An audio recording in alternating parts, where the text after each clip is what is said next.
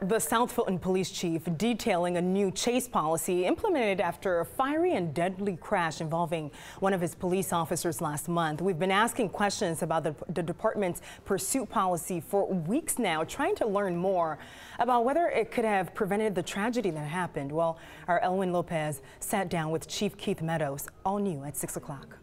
I actually rewrote the policy shortly after taking office here in the month of September, which was nearly 2 months prior to the incident. That incident in November when police officer Deontay Walker hit a white van in a hot pursuit, killing 3 people inside. What we did was we suspended the option of chasing for stolen vehicles. That's one of the changes in the pursuit policy, but one that we still don't know whether it could have saved their lives.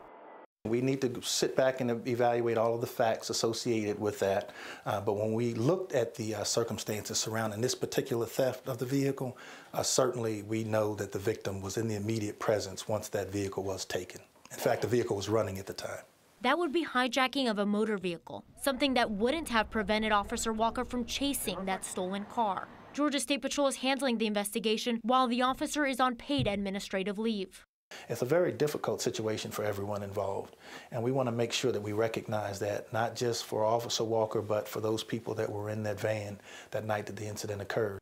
And while this policy was written in September, it wasn't vetted and approved until November 27th, 16 days after the incident. I think the best way that we can honor the people that perished in that accident is by constantly taking a look at ourselves, and not just those individuals, but our officer as well.